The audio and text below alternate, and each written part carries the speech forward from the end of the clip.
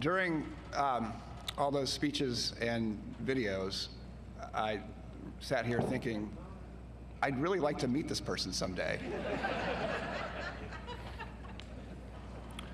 Thanks, everyone.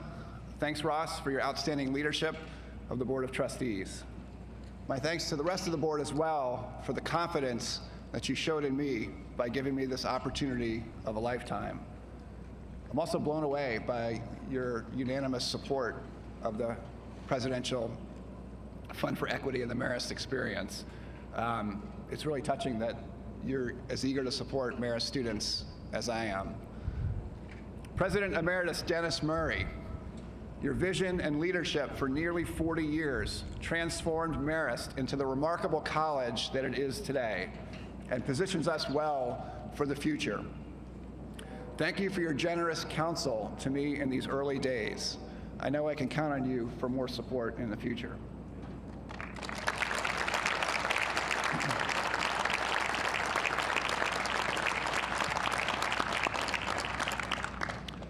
Biddy, I am so touched. Everything I learned about this job, I learned from you. There might even be a little plagiarism in this speech. Thank you for being such an inspiring mentor, leader, and friend. Thanks to each of the delegates from so many institutions here today. I really appreciate your presence. Especially representatives from each of my degree-granting institutions. Special thanks to University of New Hampshire history professor Kirk Dorsey, my dissertation advisor, who you just saw in one of the videos. Kirk, I'm not sure where you are. The patience you afforded me was never warranted, but always granted. I'm grateful to the members of the Inauguration Committee for planning these events to showcase the vibrant Marist community. Thank you to the faculty and students who served on panels and shared your research this morning. Finally, to the hundreds of amazing staff here at Marist who worked to make this event a reality, I offer my deepest thanks. Just like every day, you've gone above and beyond in the service of Marist College.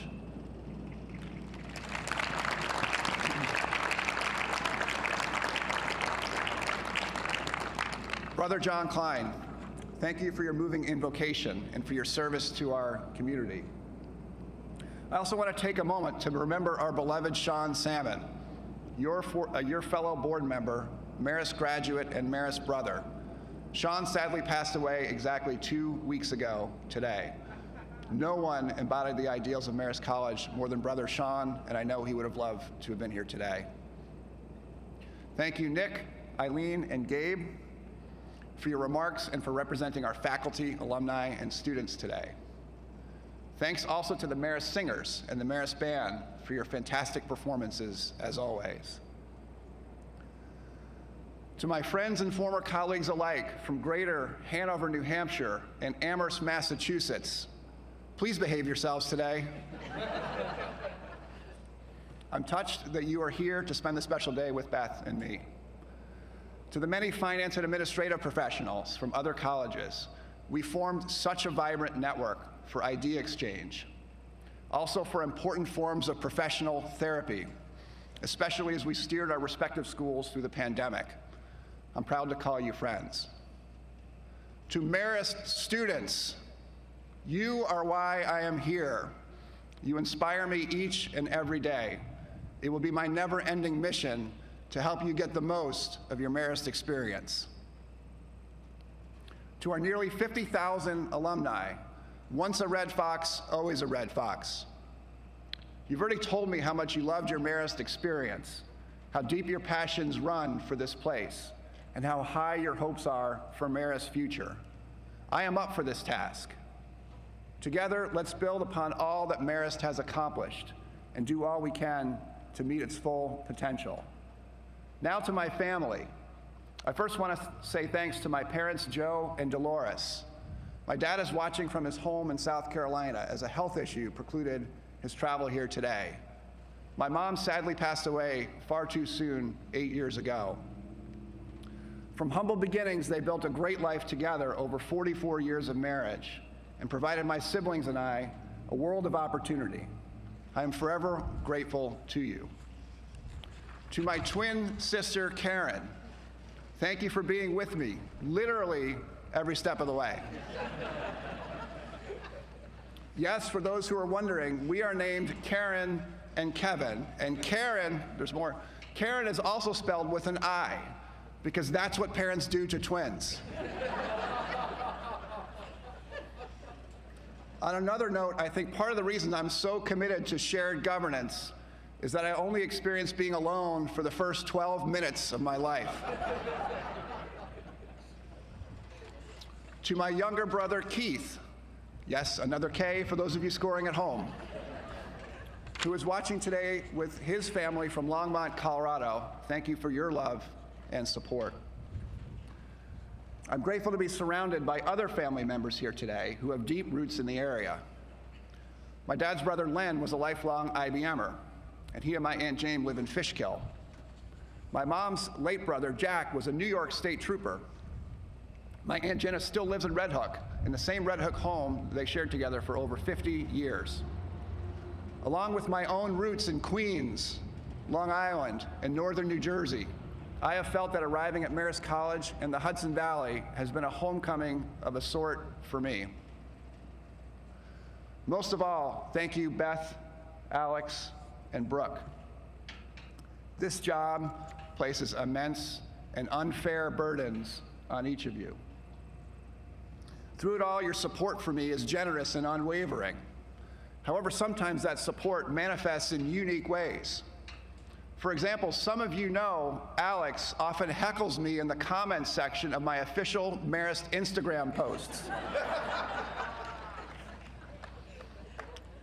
And as you know now, he is just as adept at verbal takedowns of his dad at inauguration ceremonies.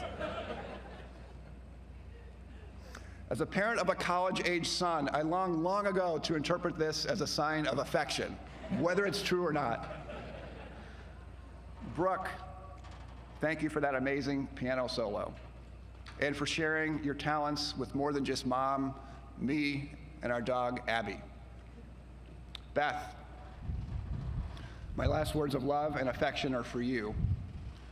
We're having quite an adventure together. You've always said yes to my crazy ideas, even when logic suggested that you should say no, or at least maybe we should think this one through a little more. Our major transitions have never been easy, but the rewards have been immense. Sharing the stage of life with you is my greatest honor. My lifelong love for higher education got off to a rocky start. On December 5th, 1988, I received a letter from the admissions office at the University of North Carolina, Chapel Hill, my dream school. I have this letter here today, and I'd like to read a little of it to you. It is our unpleasant task to deny many fine young people admission. I immediately knew, of course, that I was one of those fine young people who was not getting into UNC today. Not satisfied at this, the letter quickly dashed any hopes of appeal. Based on our experience, we believe even with strong improvement, your record still will not be competitive for admission. However, there also is this curious line. It is particularly unpleasant for us to do this in your case, since you have family ties with the university. A ray of hope set in. I don't have ties to UNC. My parents never went to college, neither did their parents. I didn't even know any Tar Heels. Maybe this was a mistake. I ran to the rotary dial telephone in our kitchen. The admissions officer who answered the phone politely heard me out and then shuffled away for a bit, perhaps in a manner that a car salesperson might go to speak with their manager in the other room. She returned and uttered the following. Yes, we did send you the wrong letter. However, you still didn't get in.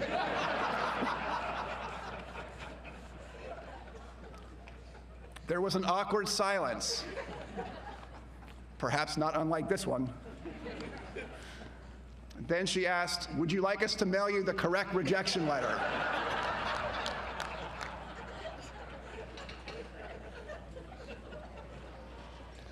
Thankfully, I landed square on my feet at Notre Dame. However, like many first-year college students, I got off to a tough start. I felt an acute sense of not belonging. I came to Notre Dame from the tiny town of Kinnelon, New Jersey. How tiny was Kinnelon? At Kinnelon High School, my sister was senior class president and I was senior class vice president. In truth, I wanted to be president, but Lee Mirengoff and the Marist poll determined correctly that if I ran against Karen, I would lose in a landslide. So being a big fish in a small pond was well in the rearview mirror now. I was on a campus of 10,000 amazing students where I was vice president of nothing. I thought seriously about transferring. Then two things happened that led me to love my Notre Dame experience. First, I formed amazing lifelong friendships, including with Bill Keene and Tom Hitzelberger. I'm thrilled that both are here today. Next, I found history, choosing it as my second major alongside accounting. Discovering a traditional liberal arts discipline opened my eyes to a new world of wonder. I grew as a person and as a scholar in ways I never imagined. In doing so, I drew upon the same lessons that Marist College students learn from our amazing faculty and dedicated support staff. Demonstrate grit and resilience, discover a love for learning, explore the curriculum, develop critical thinking skills, write until your hand hurts, build community, form lifelong friendships, get involved, embrace diversity in all its forms. Blending the liberal arts with the pre-professional set me up for a wild ride, a career that began in public accounting and now has me with the immense task and honor of leading a highly selective institution of higher education. As you know, there's much debate about the continuing value of the liberal arts compared to a form of education that focuses on professional training. I don't understand this. In fact, I see no debate here at all. For one, I believe deeply not only in the enduring value of the liberal arts, but also its necessity. No one has articulated this more clearly than Bill Cronin. Cronin is a preeminent environmental historian whose work has heavily influenced my own scholarly interests and research. He also wrote a short essay titled "Only Connect: The Goals of a Liberal Education." First, he clarifies that a liberal education has nothing to do with political liberalism or the ideology of the left. Rather, a liberal education is one that, quote, nurtures growth of human talent in the service of freedom. To illustrate, the Latin word liber means freedom, and we all know what liberate means. Cronin writes that liberally educated people aren't so because they took certain classes. They possess traits like these. They listen and they hear. They read and they understand. They can talk with anyone. They can write clearly and persuasively and movingly. They can solve a wide variety of problems. They can practice humility, tolerance, and self-criticism. They understand how things get done in the world. They nurture and empower the people around them. Can you imagine anyone in any discipline succeeding without these traits? Conversely, can you imagine the enormous potential for success for someone with these traits? Cronin notes that a liberal education allows people to connect. More than anything else, he says, being an educated person means being able to see connections that allow one to make sense of the world and act within it in creative ways. His focus on connection is both brilliant and instructive. Connecting allows us to solve problems that span narrow concerns. Think about it. Every major problem our society faces requires connection with others, cultural connections, and connection across disciplines. Structural racism, climate change, a global pandemic, poverty, global conflict, threats to democracy. Scientists and humanists must work together to address these challenges. Even better is a world where each scientist is also a humanist, and each humanist a scientist. Furthermore, the debate between the relative merits of a liberal arts education versus professional education presumes that we must choose one or the other. We don't. Not only can they coexist, they are mutually reinforcing. This is especially true at Marist College. Here we aspire to be and, not or. Our students explore every corner of our broad and diverse curriculum, while remaining keenly focused on preparing themselves for meaningful careers. Our students blend coursework, research, and experiential learning across the schools of science, communications and the arts, management, social and behavioral sciences, computer science and mathematics, and of course, liberal arts. Our students routinely mash together eclectic combinations of majors and minors, seeking the forms of connection espoused by Cronin. For example, our former student body president, Tenzin Sundu, who you saw in one of the videos, majored in both finance and philosophy.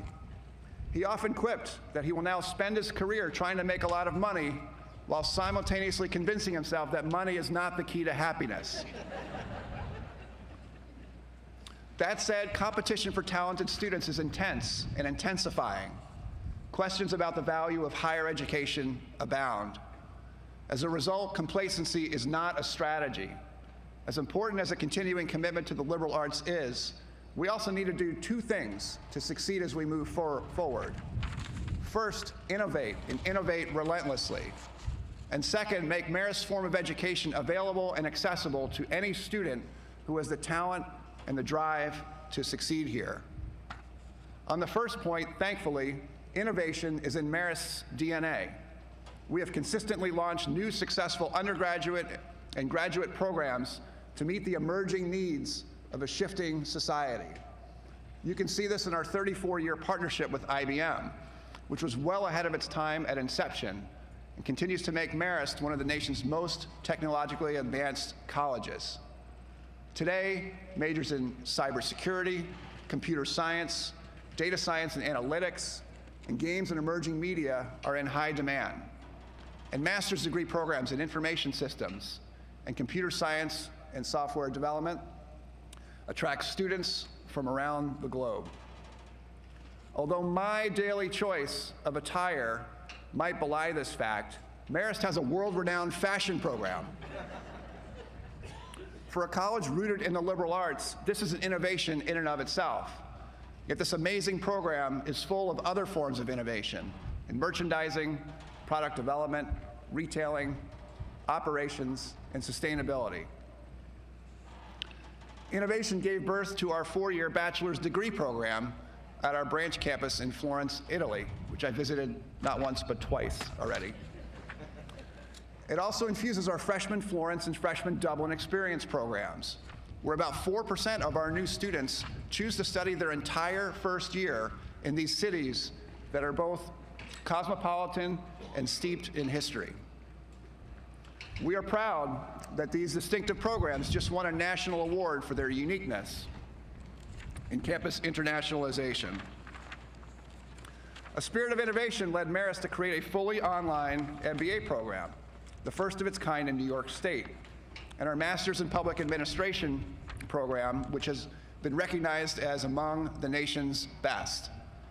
In addition, we recently launched successful programs that address the growing demand for allied health professionals, such as the Physician Assistant Master's degree and the Doctor of Physical Therapy degree, Marist's first doctoral program. From its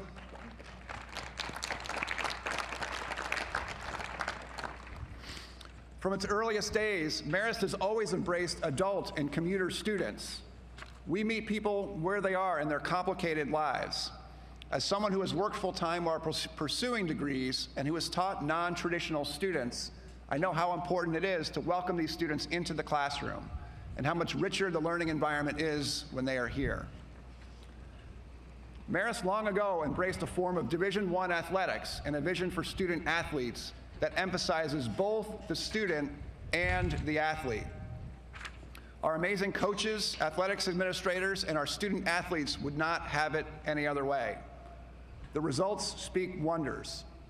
Marist has led its conference in academic honor roll selections for a truly unbelievable 21 straight years.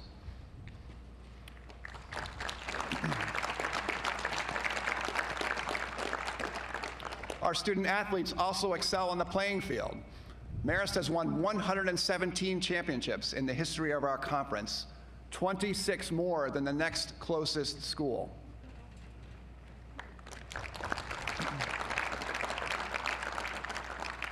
So once again, at Marist, we aim for and, not or. As we are innovating and improving, we are also opening our campus to an ever more diverse and talented group of students.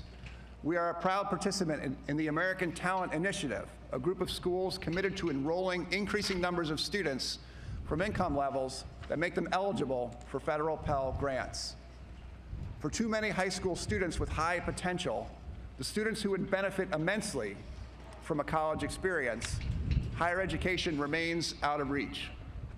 We must continue to focus on making a Marist education accessible to every student who can succeed here. This is at the core of our mission. That said, it's not simply enough to admit and enroll talented students. Every student must feel a sense of belonging, that Marist is their college. Each student must have equitable access to the same experiences as their classmates, free of the financial and social barriers that too often exist on college campuses today. I won't rest until we achieve this important goal. As a historian, let me balance this discussion of our future by reaching into our past.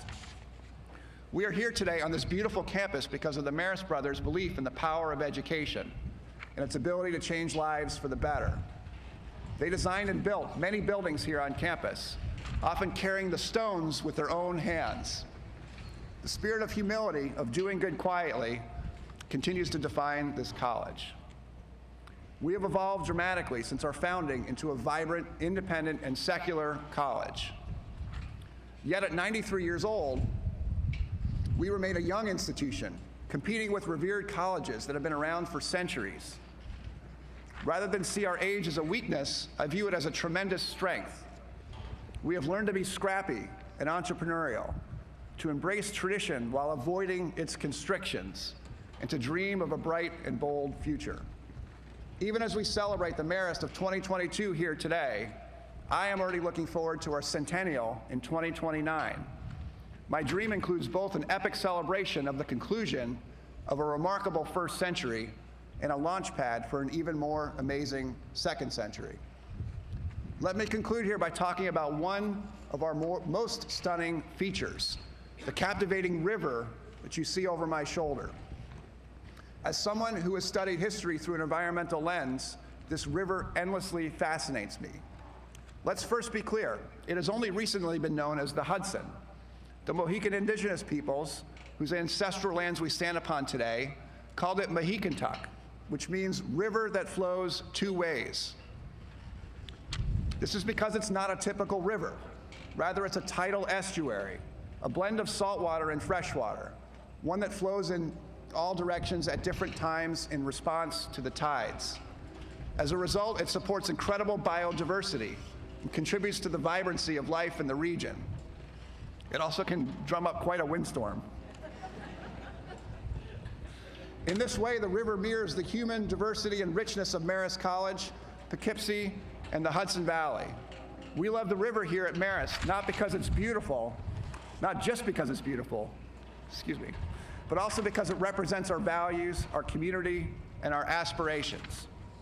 I tell Marist students all the time, their lives are going to be complicated. Things will never flow in just one direction. Like this stunning river, the cross currents they face will be relentless and unpredictable. Their Marist education equips them to succeed no matter what comes their way. There will be times to stick to a plan and fight through the current to get to where they want to be. Our crew team, for example, has to get to the finish line no matter what, rowing through whatever this river throws at them. This forges strength and character and gives them a leg up on other crew teams who train on simple rivers that only flow in one direction. Some even get to row on lakes. How boring and easy is that? However, there will be times when patience is called for, when fighting the current is not the best option. Marist students have the wisdom and the confidence in their education to know when to let the current take them where it will. Opportunities often present themselves in unexpected ways. Those who are willing to take risks, embrace new challenges, and bet on themselves will be best positioned to succeed. In the spirit of letting the current take you where it will, it's worth noting that sometimes accountants are lucky enough to become college presidents. As you know now, Marist is an institution rich in history and well-positioned to thrive in the years ahead. Our mission, excellence in education, a sense of community, and a commitment to service is perfectly aligned to meet the needs of the current moment. It's what compels top faculty and staff to want to work here, talented students to want to learn here, and alumni to return home here again and again. The future for Marist College is bright. I could not be more honored and humbled to serve as Marist's president. We are going to do great things together. Thank you for being here today and for celebrating Marist College with me.